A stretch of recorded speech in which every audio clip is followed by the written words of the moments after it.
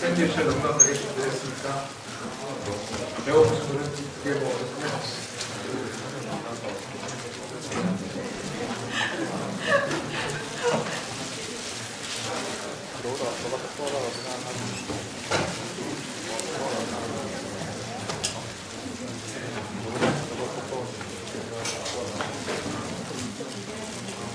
그러면 2011년도 국마키 과학정책대학원 링크 프로그램 참여를 시작하도록 하겠습니다.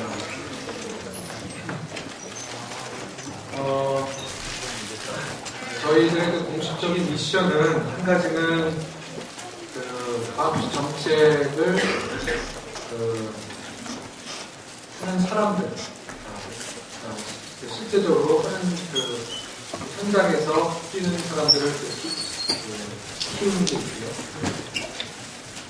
다른 한 가지는 과학과 기술과 그 정책 사이에서 있는 그 발생하는 여러 가지 지식들을 공부하고 만들어내고 심도 있게 연구하는 그런 하나는 그 연구 기능이 있고 하나는 그 실제 활동하는 그런 기능이 있다고 볼 수가 있습니다. 근데 이건 약간 좀 공식적인 거고요. 실제로 많은 분들이 저한테 이제 SP가 뭐냐, 과학기술이 뭐냐 그런 질문들을 많이 하는데 제가 이런 대답 저런 대답 많이 했는데 정답은 이건 것 같습니다. 잘 모르겠다. 과학기술 정책 잘 모르겠다. 그런데 우리는 과학기술 정책을 만들어가고 있다. 다시 말해서 밖에서 만들어진 어떤 그 정의를 우리가 따라가는 게 아니라 우리가 공부하고 교육하고 연구하면서 하나하나 쌓아가면은 그게 과학기술 정책이 될 것 같습니다. 그래서 중요한 거는 우리가 어떤 자세로 어떤 공부를 하느냐, 그리고 궁극적으로 그게 어떤 식으로 쓰이고 여기 졸업생들이 어떤 식으로 잡을 잡아가는지는 조금 두고 봐야 되겠지만은 제가 지금 한 2년 넘게 여기서 교육하면서 느꼈던 거는 굉장히 이런 분야의 공부에 대해서 사회적 요구도 많고, 그리고 학내에서도 요구도 많고, 그리고 학생들도 굉장히 좀 군주로 있는 학생들도 좀 있더라.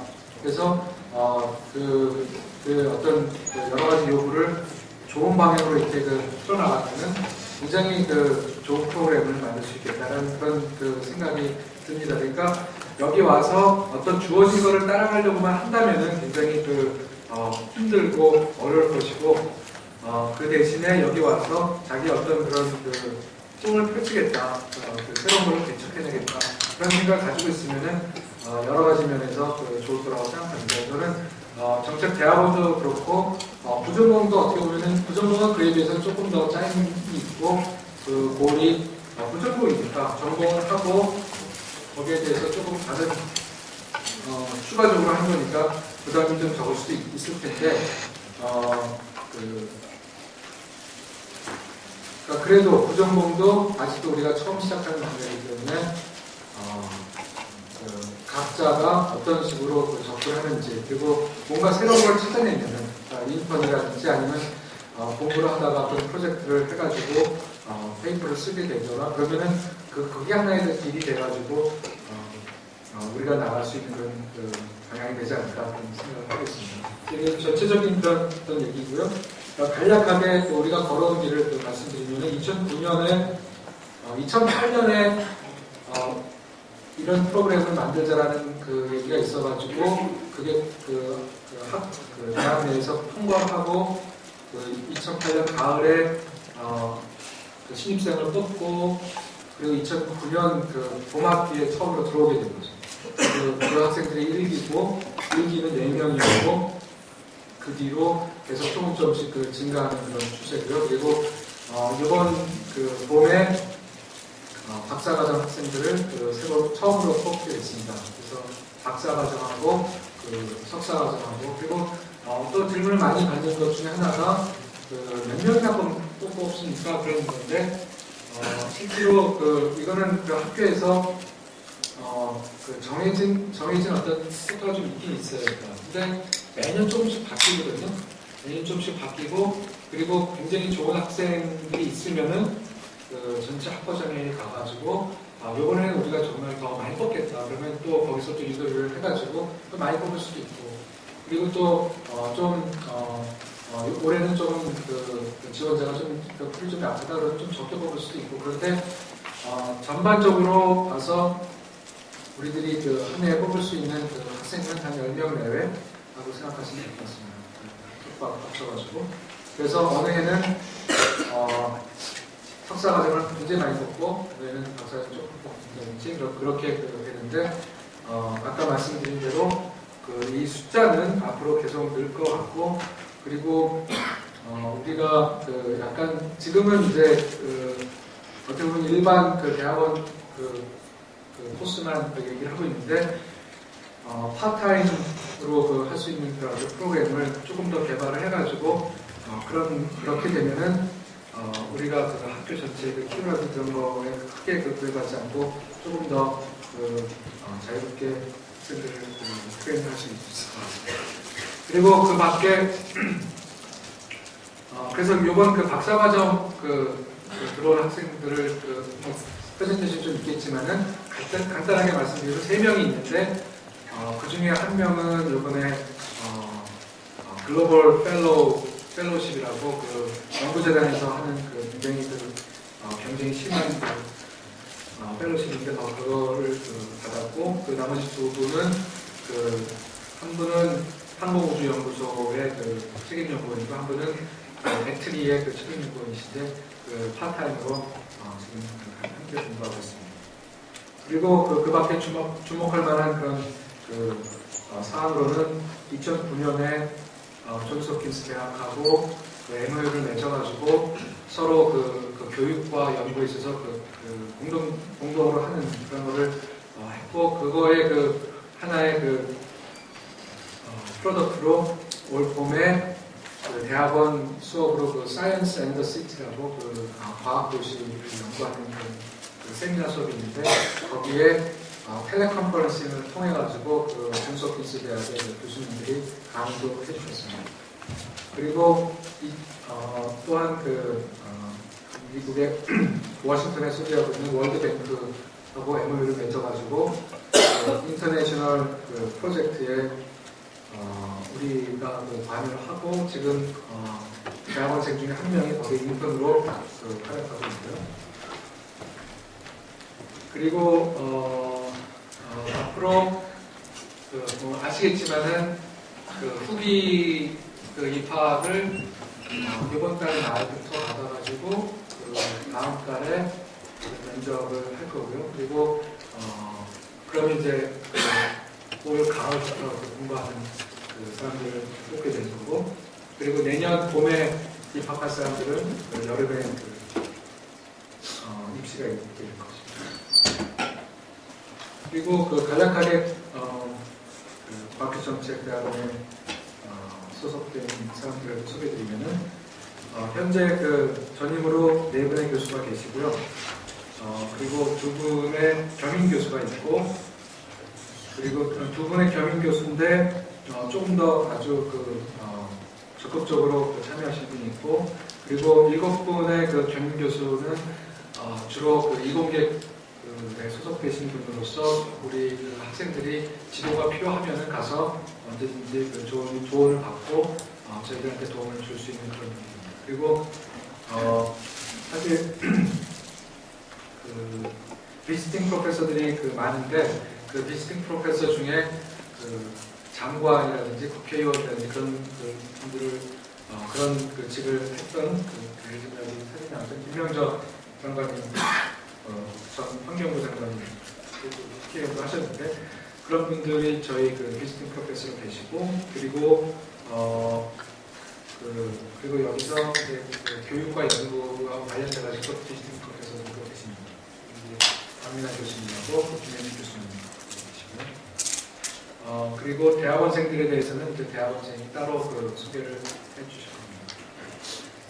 그리고 우리들이 연구하는 분야는 대부분의 그 교수님 같은 경우에는 본인들이 하고 있는 온고잉 프로젝트들이 있는데 그거 꼭 플러스 여기 와서 이제 그 과학기술 정책과 관련돼가지고 여기저기서 그 부탁도 받고 그러면서 관심이 점점 생겨서 넓어지는 그런 것들을 볼 수가 있습니다. 저도 마찬가지인데요. 저도 예전에는 사실은 그 과학사와 관련된 그런 연구를 많이 했고 특히 이제 미국과 관련된 것들을 많이 했었는데 그 어떤 기관이라든지 그 정부의 그 과학기술 정책이 어떻게 변하는가 그런 것들에 대한 관심을 많이 갖게 됐고 그게 이제 처음에 이제 미국을 중심으로 많이 연구를 하고 이제 한국에 와서는 한국 케이스를 가지고 그것도 하고 있습니다.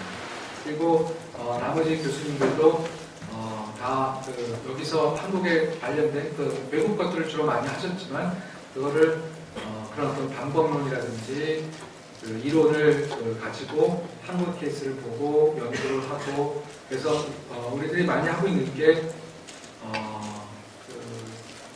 각 교수님마다 좀 다르지만 환경 분야 그리고 인터내셔널 릴레이션스 그리고 가버넌스의 문제, 엑스퍼티즈의 문제 뭐 이런 여러 가지 그 주제들을 여러 나라와 한국 케이스로 해가지고 보고 있습니다. 예컨대 지금 문화과학대학의 학장으로 계시는 김동원 교수님은 일본과 영국 쪽에 상당한 지식을 갖고 계시고요. 그쪽에 관련된 이슈들을 계속 보시고 계시고 나머지 분들도 해외 케이스하고 한국 케이스를 이렇게 같이 보는 그런 컴패러티브 리서치 같은 것들을 많이 하고 계십니다. 그리고 자세한 프로그램과 리ኳ어먼트는 웹사이트를 참조해 주시고요. 그리고 FAQ는 저희들이 이렇게 준비를 해놨는데 이거를 하나하나 설명하기보다는 일단 대학원생의 프레젠테이션을 듣고 그 전에 여기에 나오지 않는 그림은 나오지 않는 신임 교수가 계신데요. 그 신임 교수의 간단한 소개 말씀을 듣고 그 다음에 대학원생 프레젠테이션을 하도록 하겠습니다. 전천 박사님.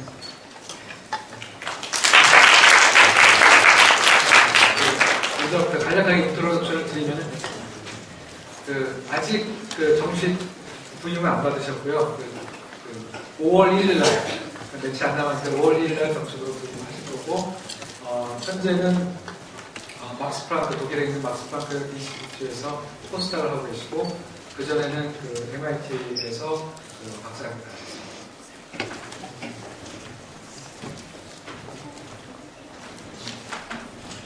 안녕하십니까. 부탁이 저는 전치영이고요. 이분 선생님이 말씀하신 대로 5월부터 발령받아서 STP 프로그램에 같이 참여하게 됐습니다.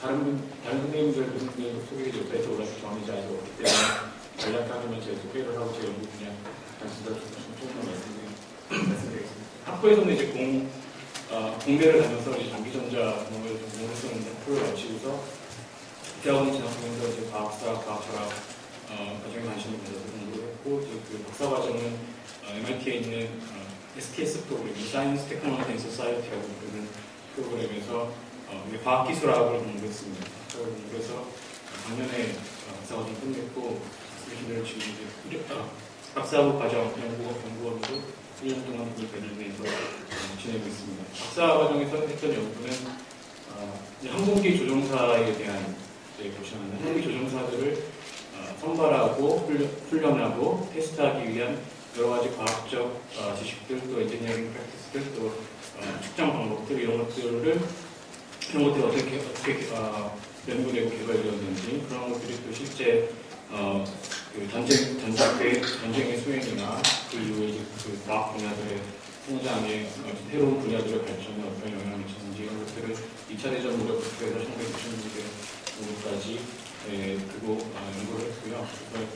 보다 넓은 관심은 이제 인간과 기계의 관계 이렇게 볼 수가 있는데 혹시 지금 요즘에 많이 하시는 Human Computer Interaction이라고 하는 분야도 있지만 이제 저는 거기에 대해서 인간과 기계가 맺는 관계를 다른 이제 문화적, 사회적, 사회적 이런 맥락에서 우리가 어떻게 분석할 수 있으며 그것이 서로 다른 문화적 맥락에서 인간과 기계의 관계가 달라지는지 어떤 다른 양상으로 다른 사회들에서 나타나는지 이런 것들에 관심을 가지고 연구를 하고 있습니다. 그래서 그 어떤 기계가 도입되고 그 기계를 사용하고 조종하기 위한 새로운 인간들이 점점 필요해지는데 그럴 때마다 과학자와 엔지니어와 또 심리학자와 인류학자 이런 다양한 분야의 학자 또 그리고 공대 또는 또 기업 또 정부에서 어떤 식으로 그러한 그 필요에 맞춰서 새로운 지식을 만들어내고 또 그런 테크닉들을 개발해내서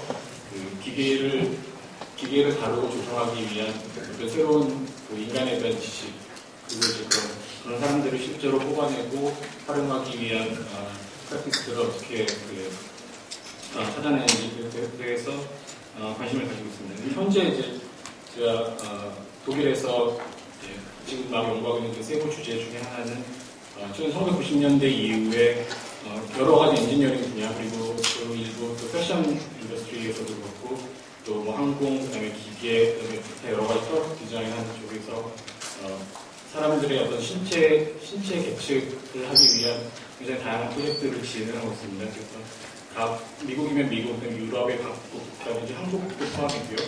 중국, 일본 여러 나라들이 각 자기 나라의 그 인구의 신체 데이터들을 수집하고 그것을 통계내고 처리해서 그 엔지니어링 디자인에 적합한 데이터들을 만들어내고 그것들을 통해서 디자인에 도움을 주고 정책을 수립하는데 관련된 그 대규모 측정 프로젝트를 진행하고 있습니다. 그래서 제가 관심을 두고 있는 그런 각 국가에서 진행되는 측정 프로젝트들이 어떻게 서로 다른 방식으로 진행되고 있는지 그리고 그러한 요즘 이제 3D 스캐닝을 이용해가지고 3차원 시제 측정을 하고 있는데 그런 거대한 데이터베이스들이 만들어지는 과정에서 뭐 남성과 여성의 신체가 어떻게 다른지 또는 뭐 인종별로 어떻게 달라지는지 연령별로 어떻게 달라지는지 이런 것들이 어떤 방식으로 지식이 만들어지고 그 기계를 대하고 기계를 사용하고 기계를 디자인하는 과정에서 인간에 대한 이해가 어떻게 바뀌어가는지를 1990년대 이후로 초점을 해서 지금 연구를 하고 있습니다. 좀 더 이렇게 폭넓게 말씀드리면 이제 일단 이제 인간과 기계의 관계에 관심 두고 있고요. 그다음에 엔지니어링과 정치의 관계 이런 동아시아 한국을 비롯한 동아시아에서 엔지니어링과 정치의 관계 이런 것들에 대해서 관심을 두고 연구를 하고 있습니다. 더 폭넓게 얘기하자면 이제 기술과 인간의 아이덴티티의 문제, 기술이 인간에 대한 이해를 어떻게 바꾸고 인간성의 정의를 새롭게 하고 사람 사이의 관계를 어떻게 변화시키는지 그런 것들을 관심을 두고 연구를 하고 있습니다. 제가 STP에 이제 합류하게 되면서 앞으로 좀 더 이렇게 학생들과 같이 나누고 싶고, 그다음에 수업도 하고 싶고, 그다음에 제 연구를 발전시키고 싶은 것들은 이제 그냥 폭넓게 말씀드리자면 기술이 던지는 질문들에 대해서 우리가 대답을 해야 한다고 보는데 그 기술을 이제 과학자나 엔지니어로서 기술을 개발하는 입장일 수도 있고 또는 그 실험실에 있지 않으면서 기술의 어떤 발전을 찬양하거나 거기서 따라가거나 하는 입장일 수도 있고 또 그것을 거부하거나 비난하거나 비판하는 입장일 수도 있는데 그것들을 다 잘하기 위해서는 제가 가진 기본적인 그 항상 관심은 기술이 끊임없이 우리에게 새로운 문제들을 던지고 있고 그것이 우리가 기술을 그냥 만들고 개발하고 따라가는 것이 아니라 그 매 단계에서 그 사람들이 모여서 토론하고 연구하고 이제 논쟁하면서 그 기술이 던지는 문제들에 대해서 매 순간순간 우리가 의사결정을 내리고 그러면 무엇을 할 것인가, 우리가 무엇을 해야 하는가 이런 문제들에 대해서 이제 대답을 해야 한다는 것인데 가령 이제 의료기술 같은 경우 의료기술이 발달하면서 생명이란 무엇인지에 대한 질문들이 계속 다 새롭게 나오고 있고요. 또 죽음이란 것이 무엇인가에 대해서도 계속 새롭게 정의되고 있고 최근에 뇌 fMRI를 이용한 뇌연구 리서치를 통해서 그럼 인간의 뇌란 무엇이고 뇌가 과연 인간을 정의하는 것인지 아니면 인간이 뇌를 포함하는 것인지 이런 복잡한 인간의 정체성에 대한 질문들이 계속해서 새롭게 나오고 있습니다. 앞으로도 계속 나올 것이고요. 또 이제 뭐 로봇이라든지 IT 기술 이런 것들이 그런 교육 문제에서 그 아이들이 그 지식을 어떻게 습득하는지 그것이 새로운 IT 기술들이 그것에 도움을 주는지 오히려 정의하는지 로봇을 이용한 교육이 아이들의 성장에 도움을 주는지 아닌지 아니면 또 복지 문제로 들어가면 양로원이라든지 아니면 병원이나 이런 곳에서 로봇을 이용한 케어가 기존의 사람이 이용한 케어보다 더 효율적인지 아닌지 이런 분들이 계속 우리가 지금까지 오랫동안 해왔던 행위들에 대해서 새로운 기술이 계속해서 질문을 던지고 있습니다. 뭐 최근에 일본에서 일어나는 지진이나 원전 문제 이런 것들은 이제 우리가 지금까지 해왔던 에너지의 생산과 사용에 대해서 또다시 재검토할 것을 질문 던지고 있고요. 중동에서 일어난 여러 가지 정치적인 지금 박변 상태는 또 요즘 IT와 소셜 미디어, 인터넷 이런 것들이 우리가 정치적인 구조를 개혁해 나가거나 아니면 그걸 유지하거나 아니면 새로운 기술을 도입하는 데 있어서 어떻게 또 새로운 방식이 가능할 것인지 계속해서 질문을 던졌습니다. 그래서 아주 개인적인 사적인 삶에서부터 그 조그만 공동체 가족과 가족의 한 공동체의 그리고 전체 사회적인 삶에서의 정치적, 경제적, 사회적 영역에서의 모든 우리의 행위들에 대해서, 우리의 제도들에 대해서 새로운 기술이 끊임없이 우리에게 그것을 제보할 것을 요구하고 있다고 보고 그것에 대해서 저나 이제 다른 교수님과 함께 학생들과 함께 같이 토론하고 연구하고 우리가 무엇을 할 수 있는지 또 무엇을 해야 하는지 그런 문제들을 이제 같이 공부하고 연구하고 싶습니다. 감사합니다.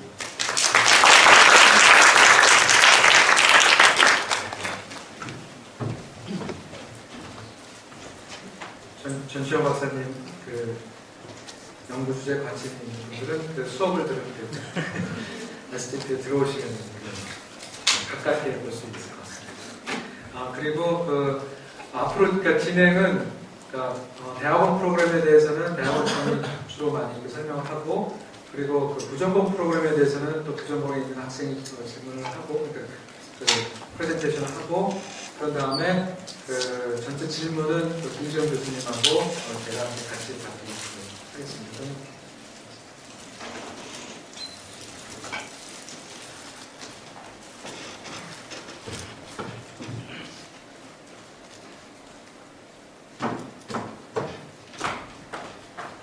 안녕하세요. 저는 과학기술정책대학원 박사과정 2년차인 김지현이라고 합니다.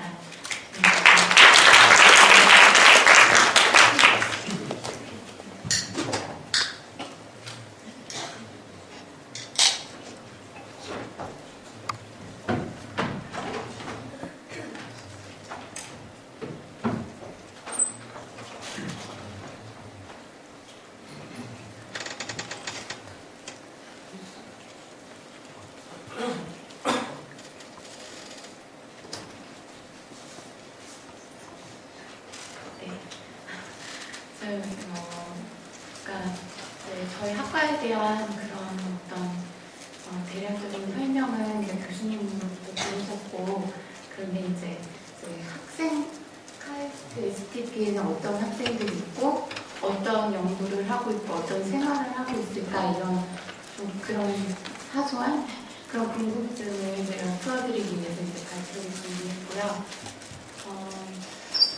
일단 이게 지금 저희 현재 STP 학생들입니다. 그리고 이제 제가 섞어 놨지만 딱 눈이 띄시겠지만 약간 나이 있으신 나이 있는 사람들이 3사람이 이제 박사과정생이고요. 이 나머지 10명의 학생이 또 이제 석사 과정이 있는 학생들입니다.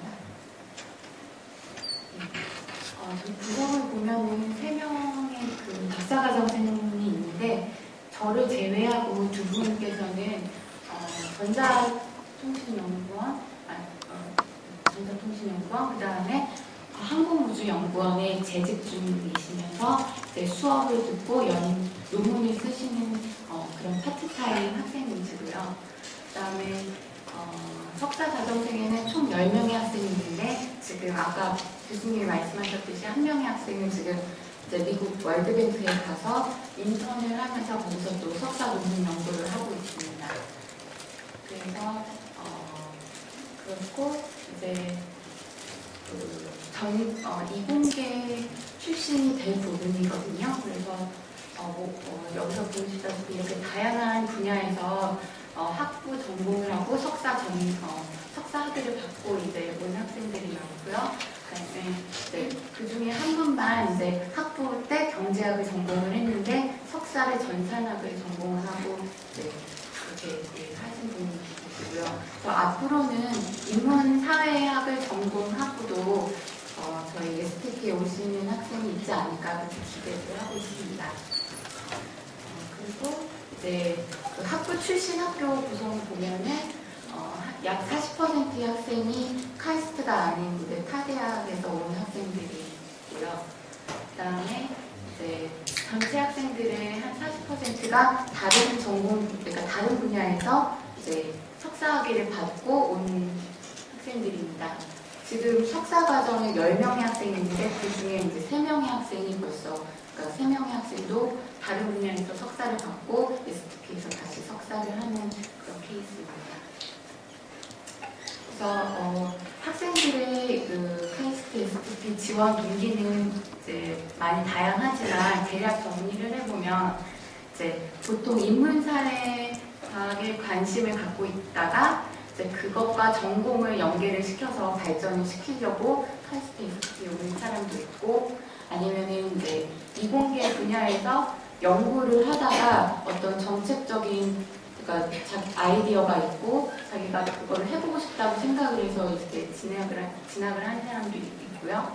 그다음에 이제 제가 이제 전에 들은 거지만 지금 파트타임으로 계시는 분들, 그러니까 국책연구소에 그 정부 출연 연구소에서 일을 하고 계신 분들의 경우에는 이제 그곳에서 일을 하면서 현업을 하면서 약간 엔지니어링 쪽의 지식과 어떤 그런 경험만으로는 한계를 느끼고 좀 세계적으로 과학기술 정책을 공부해야겠다고 이렇게 생각을 해서 지원을 하셨다고 하더라고요. 그래서 좀 다양한 그런 지원 동기를 갖고 학생들이 들어왔고요. 지금 이거는 여태까지 학생들이 했던 연구, 그래서 완성을 시켰던 논문 주제와 지금 현재 진행 중인 연구를 이렇게 다 보여드리는 거고요. 그리고 아직까지는 많은 경우가 역사적인 접근 방법이고 좀 정성적인 접근 방법이 많고요. 그렇지만 이제 또 약간 정량적인 접근 방법하고 정치학적인 접근 방법 이런 것도 있고요. 그러니까 앞으로는 조금 더 다양해지지 않을까 지금 생각하고 있습니다. 네, 이게 지금 저 연구실 조경인데 너무 설정이 티가 많이 나는 학생들. 네, 지금 저희가 작년 말에 이제 인문사회가 부동 3층에 새 연구실을 올려서 책상과 이렇게 되게 좋은 그런 환경에서 지금 공부를 하고 있습니다. 지금 이공계 랩하고는 이제 확연히 너무 차이가 날 거예요. 그러니까 그래서 저희는 보통 하는 일이 책을 읽고 글을 쓰고 이런 게 대부분이라서 이제 필요한 장비라는 거는 이제 책상하고 책장 이런 것뿐이고요. 네, 보통 학기 중에는 많이 바빠서 거의 여기서 밤샘을 많이 하기도 합니다. 그래서 저희 과목은 이렇게 시간표를 보면은 별로 없어 보이는데 보통 한 학기에 2~3과목 정도를 듣는데요. 그런데 이제 이공계랑 달리 이공계는 렉처 위주였던 수업이라고 하면은 저희 STP는 세미나식의 수업이라서 학생들이 읽고 수업에 와서 계속 학생들이 토론을 해야 되는 거예요. 그래가지고 준비를 많이 해야 돼서 한 과목, 일주일에 한 과목에 해당되는 리딩 분량이 한 200페이지이고 모두 다 영어이기 때문에 좀 이렇게 2~3과목을 듣더라도 굉장히 빡빡하게 되게 바쁘게 돌아갑니다. 그리고 이 아래는 이제 여태까지 개설되었었던 이제 과목들이고요. 네, 이게 지금 저희 학과 세미나실, 강의실 구성이고 이런 식으로 이제 그리고 이제 저희 학과에서 일주일에 한 번씩 그 월요일마다 콜로키움을 하는 걸 아시는 분도 있을 거예요. 그래서 외부 연사분이 오셔서 이런 렉처식의 어떤 그런 세미나도 해주시고 보통은 이렇게 둘러앉아서 서로 얘기하는 세미나가 이루어지고요. 그다음에 이제 1년에 한 번씩은 학생들이 자기의 연구를 발표하는 리서치 페스티벌도 저희가 갖습니다. 그리고 이제 수업 외에도 여름방학이 카이스트가 길잖아요. 그걸 이용해서 이제 국제연구소나 아니면 이제 보건복지부와 같이 어떤 정부 부처에 가서 이렇게 인턴을 저희가 하기도 하고요. 그 다음에 지금 여기서는 지금 그러니까 2011년 초에 있었던 어떤 연구 프로젝트였는데 여기에 교수님들과 함께 학생들도 참여를 해서 프로젝트를 진행하고요. 이거는 그 결과 발표에 있었던 그 심포지움 포스터입니다. 그래서 학과 공부, 수업하고 자기 논문 쓰는 것 외에도 이런 어떤 다른 활동도 하고 있습니다. 근데 이제 저희가 수업하고 연구만 있는 게 아니고 사실 좀 바쁜 가운데서도 많이 놀려고 노력을 합니다. 그래서 이제 매년 딸기 파티를 이렇게 성대하게 열고요. 가끔 밖에서 식사도 하고 매년 이제 송년회를 여는데 이게 이제 그러니까 먹고 마시는 것도 있지만 각자 좀 장기를 발표하는 그런 시간을 갖습니다. 그래서 교수님도 참여하시고 학생도 참여해서 정말 이때 배꼽 빠지게 웃고 막 그렇게 지내고요. 그래서 뭐 그리고 또 교수님 없이도 학생들끼리도 자주 뭉치고 좀 상태가 안 좋아 보이긴 하지만 예, 좀 이런 식으로 해서라도 좀 긴장을 풀고 저희가 재밌게 좀 나름 공부를 하려고 이렇게 하고 있습니다. 예, 그래서 대학원 생활에 대해서 궁금한 게 있으면 이따가 또 질문해 주시기 바랍니다. 네, 감사합니다.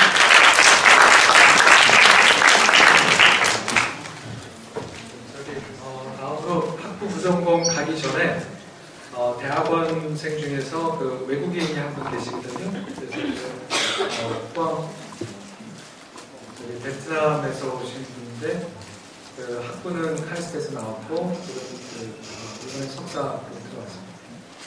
간략하게.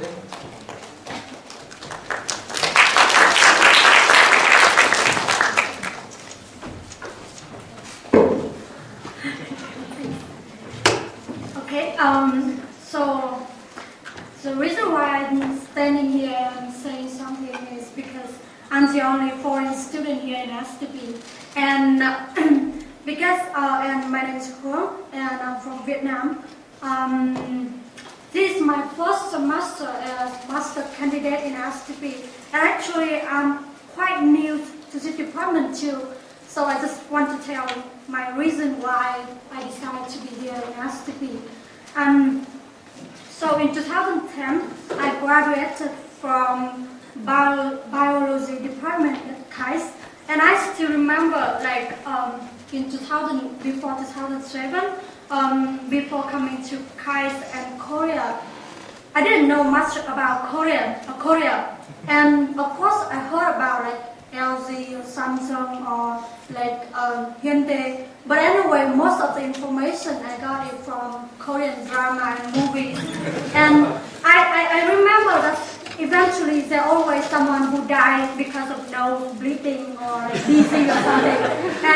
But anyway, at that time, I knew that Korea is more developed than Vietnam, but I don't know how much.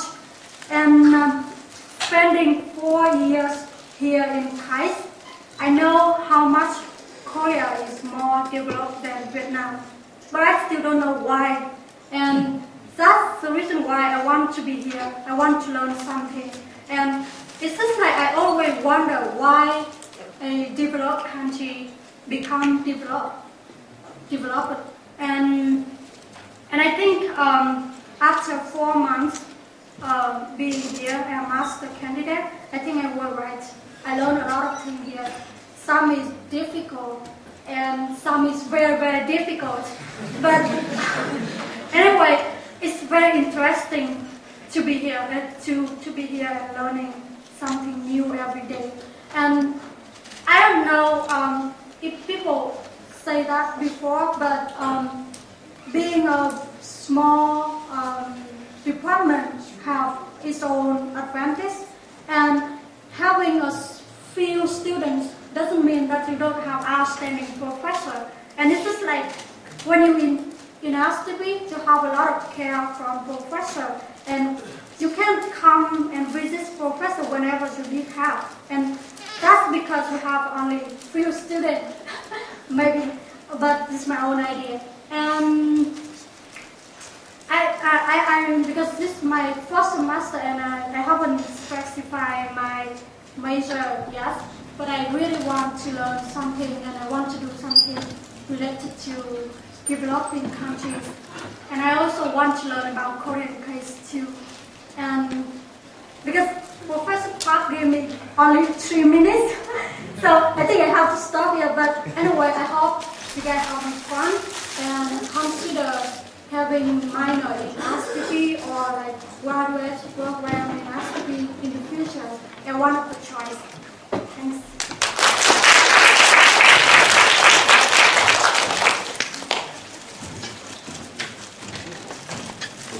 That's it. This is it. Is that right? Come on. Yeah. I learned a few Vietnamese. 베트남 말 좀 배웠는데, 싱짜오, 감사하고요. 그 다음으로는 부전공 프로그램 프레젠테이션 있겠습니다.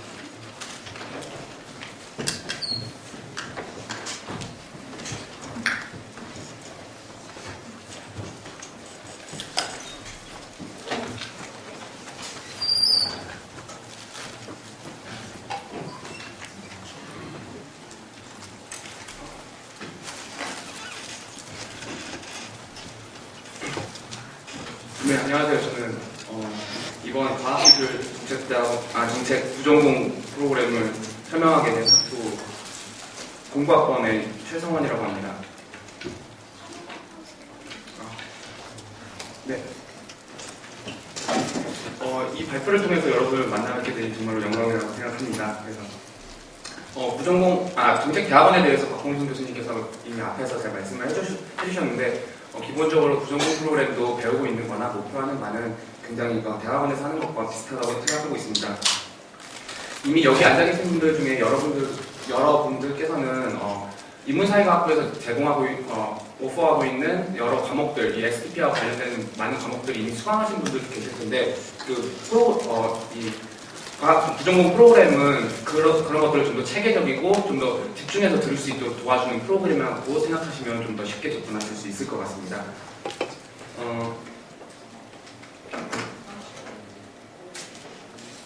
네. 제가 여기 이거 써 있는 대로 읽으면 정책이라고 하면 정책에 대해서 제가 이렇게 좀 쓰려고 하는데 여기 교수님들 쫙 앉아 계신데 제가 이걸 읽으려니까 참 가스러워서 참 읽기가 좀 못하고 시간도 많이 갔기 때문에 빨리빨리 넘어가도록 하겠습니다. 네, 그래서 여러분들 앞에서 들으신 것처럼 과학기술 정책이 우리 삶에서 정말 필요하다는 거 여러분도 잘 알고 계실 것이라고 생각합니다.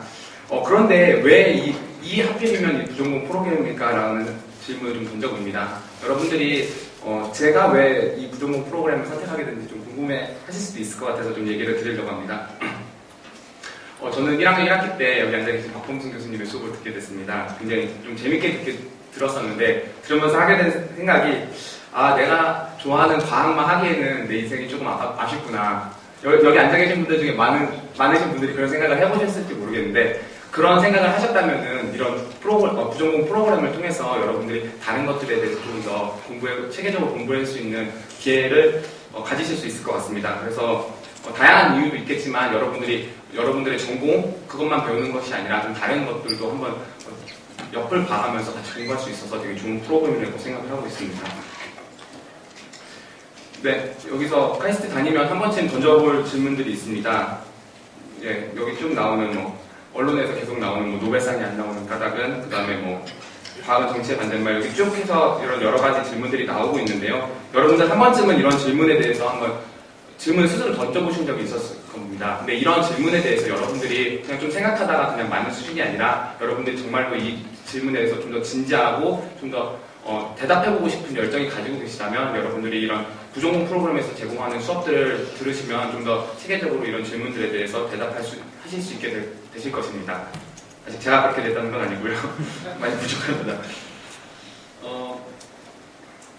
네, 그러면 네, 근데 이 좋은 부전공 프로그램을 어떻게 하면은 여러분들이 하실 수 있으실까 좀 궁금해 하실 수도 있을 것 같아서 말씀을 드립니다. 네, 다른 부전공 프로그램과 다르지 않게 18학점을 최소 이수 요건으로 하고 있고요. 더 들으셔도 상관은 없는데 여기 부전공 필수 과목이 6학점이라고 나와 있는데 이거는 조금 변동될 수도 있는 상황인 것 같고요. 어쨌든 지금 18학점을 목표로 최소 미니멈으로 잡고 있고요. 뭐 인턴십이나 다른 것들을 통해서 학점을 채워주실 수가 있습니다. 근데 특징적인 거는 이제 인문사회과학부에서 제공하는 프로그램을 STP에서 전공 과목으로 인정하는 경우가 있습니다. 그 경우에 대해서는 9학점, 즉 보통 3과목이겠죠. 이 3과목까지 보통 인정을 해주기 때문에, 상호 인정을 해주기 때문에 여러분들이 좀 더 어렵지 않게 이 부전공 프로그램을 이수하실 수 있을 것입니다. 네, 그러면 이제 어떻게 하시는지 뭐 대충 아셨을 것 같은데, 사실 어떤 과목들을 들어야 되는지가 가장 좀 핵심적인 문제인 것 같아요. 그래서 뭐 이제 지금까지 전공 필수 과목이었던 터버스 초이스나 사이언스 앤 테크놀로지 폴리시 같은 경우 이제 뒤에서 신유정 학생님께서 소개를 해주실 텐데, 이제 제가 좀 들어봤던 것들에 대해서 좀 얘기를 해드리려고 합니다. 저는 이제 HSS 201 레볼루션 인 사이언스 앤 테크놀로지를 들었었는데요. 앞에서 그렇게 대학원 선생님분들 얘기하신 것처럼 절대 쉽지 않습니다. 보통 인문사회과학부 수업보다도 훨씬 더 빡세게 워크시트가 무엇인지 깨달을 수 있을 정도로 공부를 하셔야 될 텐데요. 근데 정말 많은 것들을 배울 수 있었습니다. 그렇다고 제가 꼭 학점이 잘 나왔다는 건 아니죠. 다 학점 아시기 때문에. 그 다음에 뭐 그거 외에도 뭐 소시올로지 오브 사이언스 앤 테크놀로지도 굉장히 넓은 다양한 주제들, 꼭 소시올로지 쪽에 관련된 것뿐만이 아니라 되게 역사적이라든지 아니면 문화적이라든지 되게 다양한 접근법들에 대해서 과학기술이 어떻게 이용되는지에 대해서 좀 많이 배울 수 있어서 되게 좋은 과목입니다. 그 다음에 특히 정책특강 같은 경우에는 제가 2학년 1학기 때 들었던 걸로 기억하는데요. 여러분들이 쉽게 접하실 수 없었던 굉장히 전 장관님이라든지 여기 비지팅 프로페서라고 아까 소개해드린 분들이 여기 오셔서 정책특강을 주로 하시는데요. 여러분들이 쉽게 접하실 수 없는 분들을 굉장히 가까운 자리에서, 그다음에 사실 이 정책특강 수업을 지금까지 그렇게 많은 학생들이 듣지 않았던 걸로 알고 있어요. 그러니까 되게 적은 인원이 이렇게 어떻게 보면 동네 할아버지일 수도 있고 되게 많은 위즈덤을 가지고 계신 분들한테 좀 이렇게 가까이서 배울 수 있는 과목이라서 여러 가지로 좋은 점이 있었습니다.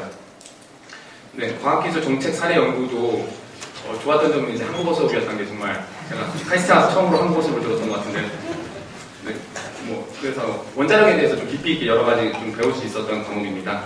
그 다음에 여기에 나오지 않았는데 김효민 교수님께서 하는 리스크 커뮤니케이션 앤 파티시페이션 수업도 이 STP 쪽 관련된 수업인데요.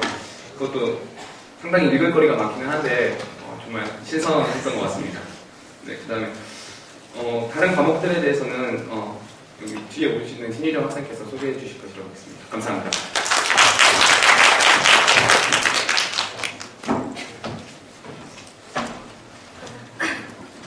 네, 안녕하세요. 저는 현재 카이스트 기계공학과에 재학 중인 3학년 공부학번 신유정이라고 합니다. 방금 성환 씨께서 여러 가지 들으셨던 과목들에 대해서 많은 말씀들을 해주셨는데, 사실 저는 이제 이번에 STP에 이번 학기에 처음으로 관심을 가지게 되었고, 이제 STP 부전공 프로그램을 이수하게 된 이제 막 입문한 STP 학생입니다. 그렇기에 STP가 이런 것이다라고 제가 설명을 드리기에는 조금 역부족일 것 같다는 생각이지만, 반대로 여기 많이 앉아 계신 여러분들처럼 부전공 프로그램을 선택하는 데 있어서 많은 고민들을 가장 최근에 했던 저희기에 저의 경험이 조금나마 여러분들께 도움이 될 것 같아서 편하게 어떻게 이걸 선택하게 됐는지 한번 말씀드리려고 이 자리에 섰습니다. 이제 저보다 훨씬 더 오랫동안 수학과학을 공부하신 분들도 많겠지만, 이제 대전에 있는 종합대학도 아닌 여기 저희끼리 사는 이 공간에 와서 수학과 과학을 공부한 지 벌써 3년째가 되어가는데, 물론 학점 따고 그러니까 주어진 과제 하느라고 공부를 열심히 해오긴 해왔습니다. 근데 저도 모르게 언제서부턴가 수학과학을 공부하면서 답답함을 되게 많이 느꼈습니다. 그러니까 어쨌든 저도 어느 이 사회에 흘러가는 사람 중에 한 사람으로서 살아가는데, 저희는 저희만의 다른 세계에서 살고 있는 것 같고, 밖에서 무슨 일이 일어났는지 어떤 일이 이슈화 되는지 저희와는 전혀 상관없는 일인데 그렇게 흘러가는 게 조금은 매우 답답하게 느껴졌습니다. 그래서 그러니까 학년이 올라가면 갈수록 이공계의 학문은 안으로 좁혀지고 조금 더 체계화되고 구체화되면 될수록 사실 저 자신은 밖으로 나가고 싶은 욕망을 떨칠 수가 없었습니다. 사실 그 SDP 말고도 부전공 프로그램들이 되게 많이 있는데요, 저희 학교에. 제가 굳이 STP를 선택한 데에는 우선적으로 제가 셈을 잘 못해서 선택권이 많이 준 거는 있습니다. 근데 제가 생각했을 때 STP의 가장 큰 매력이라고 하는 거는 지극히 개인적인 생각이지만 다른 학문들은 어떤 학문들은 과거를 돌아보고 과거를 파헤치는 과거 지향적인 학문을 하고 또 어떤 학문들은 주어진 현실에서 계산적인 셈을 할 때 저희 STP 프로그램, STP 학문이라는 것은 조금 더 앞을 더 보고 좀 더 크게 보고 미래를 바라보고 있는 학문이라는 생각에 가장 큰 매력을 느꼈습니다. 조금 더 나은 사회를 위해서, 환경을 위해서 과학기술자들이 조금 더 편하게 연구할 수 있는 미래를 위해서 공부를 한다는 게 저에겐 가장 큰 매력으로 느껴졌고 제가 가지고 있던 답답함을 그리고 또 여러분들이 가지고 있는 답답함을 조금이나마 풀 수 있는 출구가 아닐까라는 생각을 해봤습니다. 흔히 사람들은 이공계라는 학문이 다른 사람들의 도구로 전락할 수 있는 확률이 높은 학문이라고 많이 이야기들을 하시는데 사실 많이 공부를 안 해봐서 잘 모르겠지만 만약 그것이 사실이고 그것이 현실이라면 그것을 방지하고 막을 수 있는 것은 여기 앉아 계신 여러분들과 저희뿐이라고 생각합니다. 어떤 특별한 큰 이유나 동기가 없더라도 어떤 학문에서 연구를 하시든지 이 STP에 관한 학문의 지식을 알고 계신다면 언제나 큰 밑거름이 될 거라고 저는 생각을 했고요. 그래서 제가 이번 학기에 STP 부전공 프로그램을 시작했고 성화씨께서 STP 수업을 듣고 재밌어서 프로그램을 신청하신 것과 달리 저는 이제 하고 싶어서 신청을 했고 이제 필수 과목 2개를 듣고 있는데 여기 앉아 계신 박범승 교수님의 STP 수업과 김소연 교수님의 파워 vs 초이스 수업을 듣고 있습니다. 사실 제가 지금 이게 종강한 것도 아니고 학점도 안 나와서 뭐라고 말씀을 드리는지 잘 모르겠는데 어떤 과목을 공부하는지 조금 알면 좀 선택하시는데 도움이 될 것 같아서 사이언스 앤 테크놀로지 폴리시 같은 경우는 전반적인 과학기술이 그러니까 어떤 사회나 어떤 환경에 놓여있는 과학기술에 대한 것을 전반적으로 공부하는 과목이라고 생각을 해요. 그러니까 만약에 전쟁 속에서 과학기술이 영향을 주고 또 만약에 전쟁 속에서 과학기술은 어떠한 영향을 받고 또 과학기술은 어떠한 영향을 주는지 아니면 연구소를 가진 대학들이 어떤 식으로 변모해 가고 있는지 이런 식의 사회 속에서 환경 속에서의 과학기술과의 관계, 시너지 효과 이런 것들에 대해서 배워오고 있습니다. 그리고 파워 vs 초이스 같은 경우는 김소연 교수님께서 강의를 하고 계시는데 약간은 조금 더 수학적인 베이스에서 사회를 바라보는 거예요. 예를 들면 약간 수학적인 베이스를 가지고 투표가 뭔지, 다수결이 뭔지, 퍼블릭 굿즈란 뭔지, 그리고 그룹 초이스를 할 때 어떤 방법들이 있고 이런 다양한 것들을 수학적인 접근을 통해서 배워오고 있는 것 같습니다. 제가 사실은 정말로 이게 첫 학기라서 이 자리에 서는 게 너무 민망하고 창피한데 그냥 이왕 이렇게 된 거 빼도 박도 말고 열심히 공부하라는 의미로 열심히 공부해 보겠습니다. 여기 앉아 계신 여러분들도 많은 생각하시고 현명한 선택해서 재밌는 공부 같이 했으면 좋겠습니다. 감사합니다.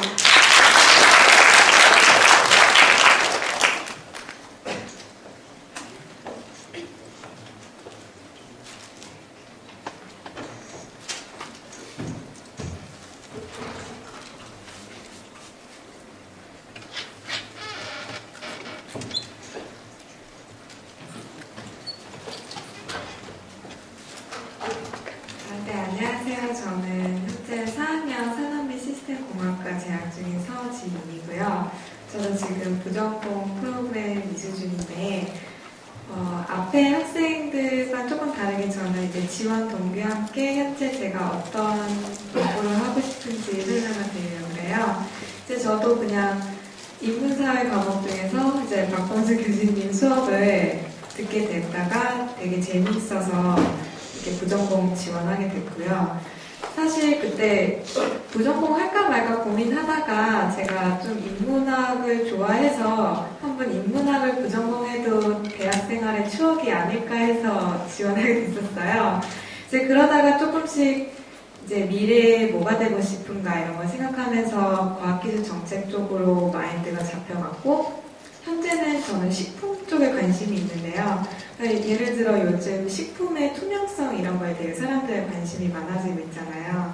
근데 제가 이제 산업 및 시스템 공학과라서 이제 어떻게 보면 회사에서는 물건의 유통, 뭐 식품에서는 식품의 이제 고객들에게 유통 이런 쪽으로 되게 관심이 많아지고 있어서 되게 좁게 보면 한국에서 예를 들어 아이스크림을 살 때 이제 한국의 법에는 5가지 그 요소만 적게 되어 있어요. 예를 들어 뭐 단백질, 지방 이런 식으로. 근데 미국 같은 경우는 FDA에서 14개를 적게 돼 있도록 법에 지정해 놓고 있거든요. 그러니까 이렇게 법 하나가, 과학과 관련된 법 하나가 저희가 음식을 선택할 때 큰 영향을 주기도 해요. 그래서 이걸 조금 더 요즘 발전시켜서 저는 국제기구로 진출해서 요즘 기아 문제가 많아지고 있는데요. 음식이 솔직히 통계적으로 봤을 때 현재 지구에 사는 인구 2배의 숫자도 다 먹여 살릴 수 있는 만큼의 음식이 생산되고 있는데 배분이 잘 안 되고 있어요. 이제 뭐 시장의 문제라고도 말할 수도 있고 엘리티즘, 그러니까 돈이 많은 나라가 결국 생산을 다 지배하고 있어서 그렇다는 말도 있는데 제 전공이 이제 유통이랑 서플라이 체인 매니지먼트 이쪽이랑 관련이 깊어서 어떻게 하면 세계 식량을 잘 배분할 수 있을까 이쪽으로 공부도 해보고 싶고 국제기구 가서 일하고도 싶어요. 그래서 현재는 그런 꿈을 갖고 부전공 프로그램을 이수하고 있고 앞으로 더 배워가고 싶습니다. 그래서 여러분도 과학이란 게 단순히 과학을 하기보다 그걸 이용해서 사회에 변화를 줄 수 있는 과학자가 같이 되었으면 좋겠습니다. 감사합니다.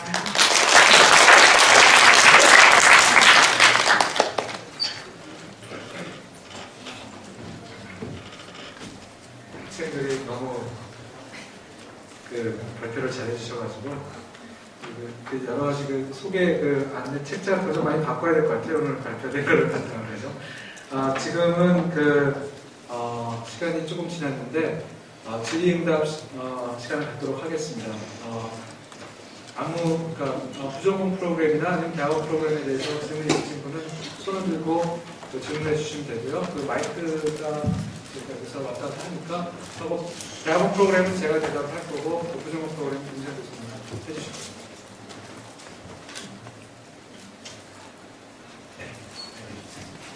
계절학기 열리나요? 계절학기요? 네, 1학년인데요. 네. 네, 듣고 싶은데요. 학기 중에 바쁠 것 같고. 인턴은 계절학기 때 할 수가 있고요. 네. 그러니까 인턴이 3학점까지 가능하거든요. 그거는 가능한데 지금 파워콜스는 안 하죠. 안 하는 걸로 아시면 될 것 같습니다. 잠깐 부연 설명을 드리자면 아시다시피 학교에서 여름 동안에 밖으로 나가서 인턴이나 다른 활동을 하는 걸 장려하잖아요. 그래서 계절학기 수업이 굉장히 제한된 범위 내에서 인터내셔널 서머스쿨로 열리거든요. 그래서 저희는 따로 열지는 않습니다. 계절학기란 건 학점당 수강료가 굉장히 비싼 걸로 알고 있는데 비싼 걸로 돼 있죠? 계절학기요? 네. 예, 한 학점당 15만 원. 그게 3학점을 들면 45만 원이 돼서 지금 계절학기를 활성화하기 위해서 가격을 좀 내리는 걸 하고 있거든요. 근데 올해는 늦었고 네. 아마 내년 여름부터는 조정이 되면은 여름학기 강의 개설이 더 활성화될 것 같습니다. 지금 말씀해 주신 분은 문화과학대학 학생님이시니 굉장히 좋은 정보일 거라고 생각합니다. 저기 뒤에 빨간 거기 있고요. 예. 안녕하세요. 저는 생명과학공학과 4학년을 재학 중인데요. 제가 과학기술정책대학원에서 되게 늦게 알게 돼가지고 제가 이미 경영학 부전공을 하고 있는데 그래서 이미 4학년이다 보니까 늦은 것 같아서 그 대학원에 가고 싶기는 한데 부전공을 하면 더 유리할 것 같기도 하고 그래서 이제 부전공 하기엔 또 너무 늦었잖아요.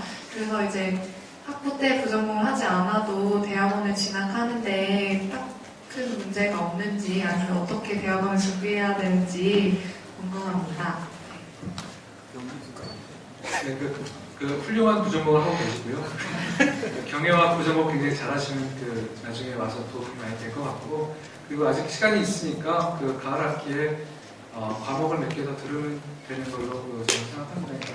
그 전에부터 들었던 분들은 뭐 6과목 들어가지고 부전공을 받을 수 있지만 지금도 늦지 않았고, 그리고 경영학도 굉장히 관련되는 과목이기 때문에 그 과학기술 경영 전체 다 연결이 돼서 그쪽 분야를 굉장히 열심히 하시면 좋을 것 같습니다. 네, 고맙습니다. 저는 지금 바른표에 있는데요. 생명공학연구원에 재직 중이고요.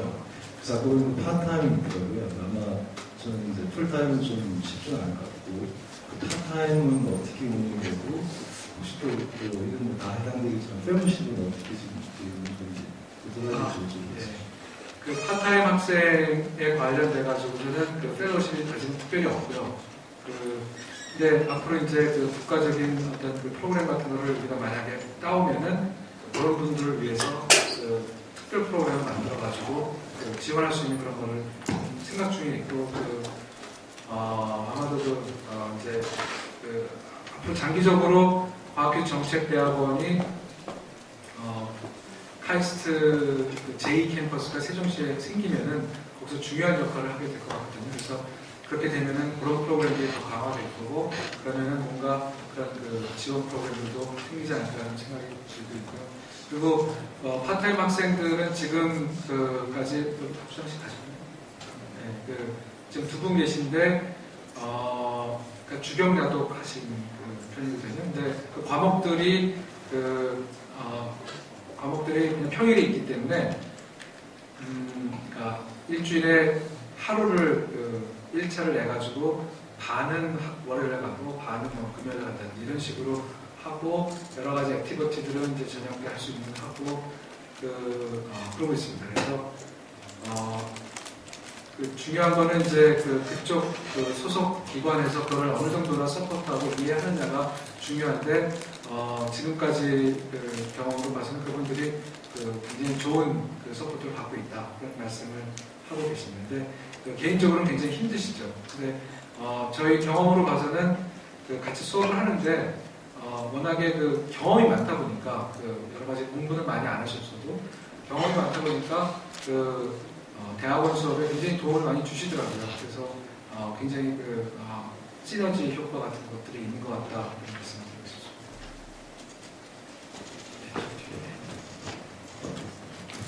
예, 저도 연구단지 민간기업에 근무하고 있고요. 같은 연장선에서 궁금한 게, 저도 이거 계속 알아보다 보니까 궁금한 게, 저 같은 경우에도 전공이 이과 계열, 저도 화학을 전공했거든요. 근무능으로 했지만, 아무튼 이런 인문계통에 대한 지식은 없잖아요. 그랬을 때 제가 지원은 박사과정을 할 수 있는 건지, 아니면 석사부터 해야 되는 건지. 보통 우리가 러프하게 가이드라인을 어떻게 하냐면요. 박사를 받으셨나요? 석사만 받으셨을 경우에는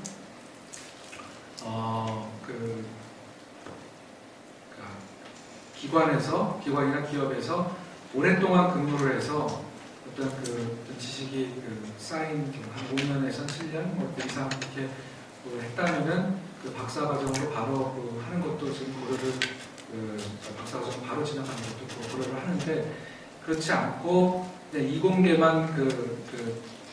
학위를 바로 받고 바로 또 박사 과정으로 들어오면은 어려운 점들이 많기 때문에 그런 분들은 석사부터 하는 게 더 도움이 되겠다. 그래서 왜냐하면은 여기 카이스트에서는 펠로십을 주는 대신에 몇 년 안에 졸업해야 되는 그런 경우가 있잖아요. 그래서 프레셔가 크기 때문에 좀 시간을 갖는 게 좋아서 석사부터 같이 다시 하는 것을 권유를 하고 있죠. 그래서 산업계나 아니면 그런 쪽에서 좀 많은 그 경력 쌓으신 분들은 저희들이 좀 특별히 고려를 하고 있습니다.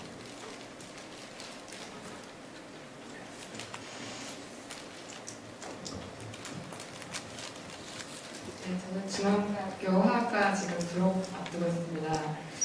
제가 질문할 거는 지금 3가지 정도가 있는데, 지금 졸업생들이 아까 있는 걸로 알고 있어요. 그래서 지금 그 학생들이 졸업하실 분이 지금 현재 어디서 뭐라고 하는지 좀 궁금하고요. 그 다음에 아까 라이프 잘 들었는데, 대부분 사람들이 아까 99% 이상이 이공계로 들었어요. 저는 이공계이기 때문에 좀 걱정되는 바가 여기 법이랑 정치, 경제 이런 거를 통합해서 배운다는 걸 알고 있는데 그 배우는 방식이 아까 토론 많이 한다고 그래서 토론식인지 만약에 토론식이라면 그 지식을 가리키는 배우는 난이도 이것도 많이 궁금하고요. 그 다음에 되게 짜잘한 거지만 시험이라든지 아니면 과제라든지 이 형식에 대해 궁금합니다. 네. 첫 번째로 졸업생들이 아니고 졸업생들이 있는데 그 중에 2명이 있거든요. 한 분은 이제 김지현 학생이 박사과정을 진학을 했고 한 분은 공익근무 국방 임무를 다하기 위해서 사실 여기 박사과정에 진학하면은 1년 지나서는 병역 혜택 그런 걸 신청할 수 있을 텐데 본인은 이제 빨리 하고 다음 단계로 가겠다 해가지고 그렇게 선택하셨고요.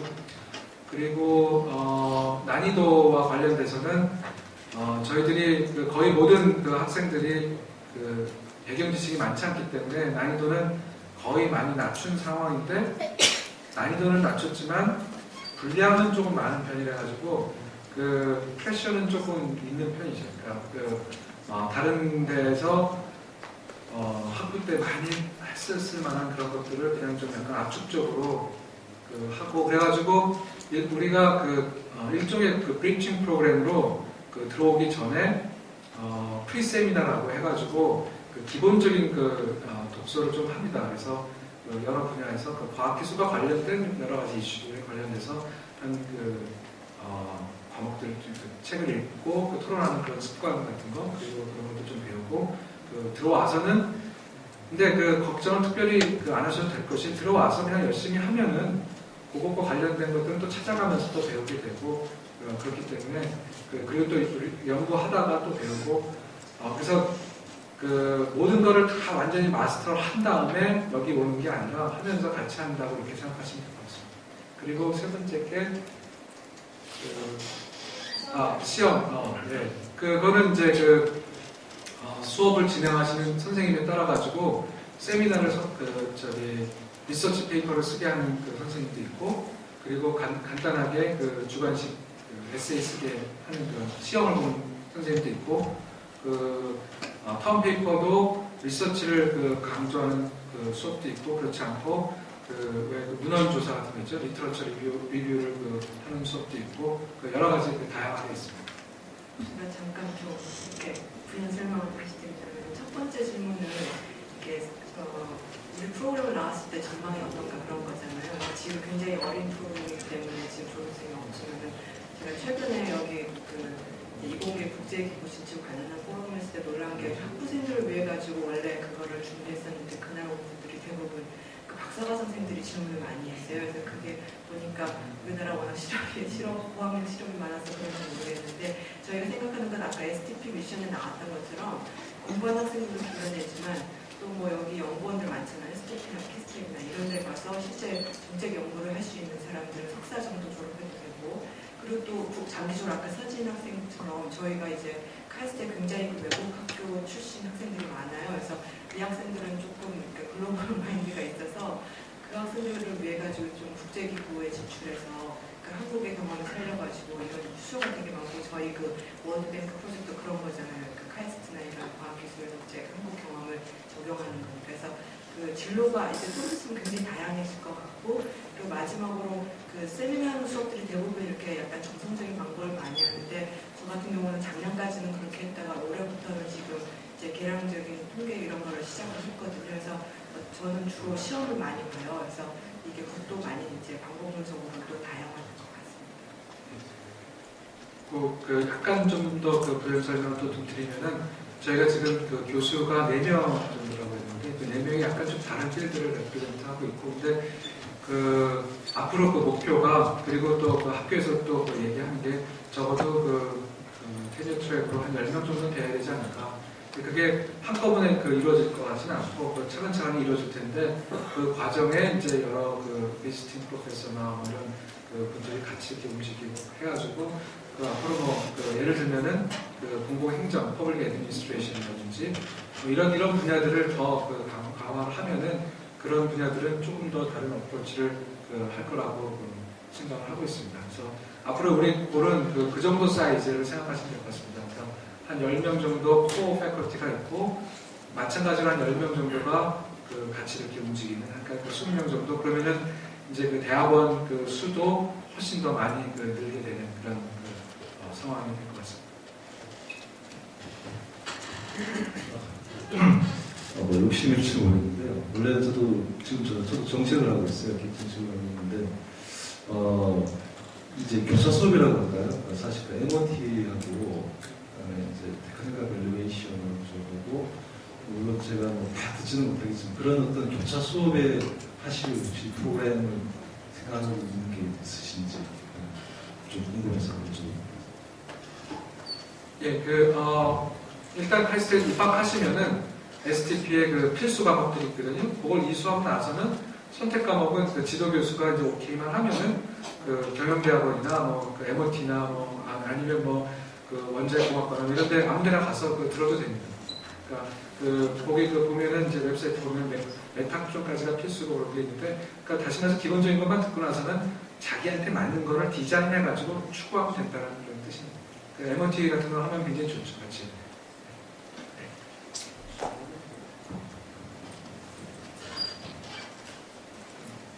저는 학부생 2학년인데요. 저는 1학년 1학기 때 기필 들으면서 좀 무리하긴 했는데 김효민 교수님 강의를 들었었거든요. Topics in Science and Technology라고 그때 그쪽 강의를 들었었는데 저는 개인적으로 아까 말씀하신 서진 선배님처럼 약간 국제기구 쪽 하면서 이공계 관련돼서 뭔가 다른 국제적인 협력이라든지 이런 것들과 함께 좀 개인적으로 좀 의시 준비를 따로 좀 하려고 하는 중인데 저 지금 사실 김효민 교수님 수업 들었을 때는 상당히 하고 싶은 거랑 관련된 거라는 기능을 받았었는데 지금 이제 부전공을 하려고 좀 그런 계획에서 온 건데요. 지금 그 부전공을 들었을 때 제가 원하는 진로 쪽에 어느 도움을 줄 수 있는지가 상당히 궁금하고요. 그리고 저 같은 경우는 이제 고시 준비를 하다 보니까 공무원을 들어가게 되면은 상당히 이제 이게 나이가 중요하게 될 수도 있고 국제기구 같은 경우는 인턴십도 있고 보내주는 그런 것도 있잖아요. 그것들 나이 제한이 있어서 빠른 나이에 진출을 하는 게 중요하다고 생각을 하고는 있는데 또 학력이 중요하기도 하고 하는데 이제 과연 석사를 하는 것이 내 역할에 좀 더 도움을 줄 수 있을까 좀 궁금하고 이제 부전공을 통해 가지고는 어느 정도 도움을 받을 수 있을지가 물론 되게 막연하긴 한데 좀 궁금해서 듣고 싶습니다. 제가 전공이 국제정치인데요. 후배들이나 아니면 다른 학생들한테 얘기하는데 국제기구 하려면 절대 국제정치 공부하지 말라고 하거든요. 왜냐면 국제기구에서 제일 필요 없는 사람이 국제정치 공부하는 사람인데 제가 한 2007년부터 계속 이공계 인력의 국제기구 진출 그거 관련해서 포럼을 여는데 관심 있는 게 제가 제 전공을 하다 보니까 사람들이 다 국제정치를 해야지 국제기구 가는 걸 착각을 해요. 근데 저희는 그걸 공부하는 사람들이고 사실은 국제기구는 굉장히 프랙티컬한 조직이잖아요. 그래서 실제로 어떤 기술을 가진 사람들을 많이 요구를 한대요. 그래서 오히려 이공계 학생들일수록 더 유리하고 더 많이 찾는 과목, 더 많이 찾는 수요가 있는 거죠. 뭐 전산학이라든지 특히 뭐 원자력, 기후변화 이런 게 굉장히 이공계의 그런 지식과 기술을 요구를 하는 건데 근데 최근에 그 포럼 했을 때 외교 행정부에서 오신 분 말씀 들어보니까 국제기구 가는 건 제가 받은 인생에 정말 낙타가 바늘 구멍을 들어가는 심지어 인턴십조차도 그런 것 같더라고요. 그러니까 굉장히 장기적인 플래닝이 필요한 것 같고요. 또 외무고시 생각하시는 거죠. 그래서 어쩌면 외무고시를 보는 게 훨씬 더 당장 그런 국제와 관련된 일을 하기가 더 빠른 그런 것 같아요. 근데 제가 보기에 만약 지금 이제 학부를 졸업해서 이제 두 가지 초이스가 있다. 예컨대 뭐 서원대 연고대에 가면 국제학 대학원이 많거든요. 거기에 갈 것이냐, 뭐 여기에 갈 것이냐 생각을 해보면 국제학 대학원 간다고 결국 확률이 높아지지는 않더라고요. 아까 말씀드린 것처럼 사실 국제 지향상을 막 이렇게 굉장히 많고 또 하나는 아까 석사를 하지 않았는 분도 말씀하셨는데 또 우리도 지금 인플레이션이 되게 심한데 국제기구는 또 학력 인플레이션이 엄청나대요. 그래서 석사 정도 지원하는 자리에 거의 다 박사가 지원하고 이런 수준이거든요. 그래서 당연히 석사 정도는 굉장히 필수인 것 같더라고요. 그리고 이제 부전공이나 여기서 대학원 수업을 하는 게 직접적으로 고시 공부하는 게 도움이 되느냐 그런 질문도 하셨는데 그 고시의 그 과목들이 있잖아요. 그 과목에 직접적인 도움을 드릴 것 같지는 않고 대신 그 수업을 하면은 굉장히 본인이 똑똑해진다. 이런저런 그 공부를 함으로써 그리고 이제 생각하는 버릇 뭐 이런 그런 것도 또 많이 배우고 토론하는 것도 배우고 그래가지고 여러 면에서 도움이 될 것 같긴 해요. 근데 직접적인 무슨 어떤 지식이 바로 활용되는 그런 건 아니고 광범위하게 봤을 때 도움이 됩니다. 지금 다른 시간이 많이 지났는데 그래서 뒤에 1학년 2학기 때도요. 들을 수 있어요? 뭐를? 저 학부 부전공이요. 아 그럼요. 네. 카이파에서 신청하나요? 전공을 신청해야지. 전공을 디클레어 한 다음에. 아 그러니까 네. 일단 듣고 나중에 인정을 받으시면 될 거예요. 아 전공 없어. 무학과요도요? 네. 그러니까 하고 나중에 이제 부전공 신청을 할 때 나는 그 이전에 이런 걸 들었다. 그러니까 인정해 달라 그러면 인정해 줍니다. 혹시 뭐 다른 질문 저한테는 아니면 대학원생한테 혹시 질문이 있으면 하셔도 되는데 아니면 뭐 학부 활동에 대해서 네 그러면 없으면은 이것으로 마무리하고요. 네 모두 감사합니다.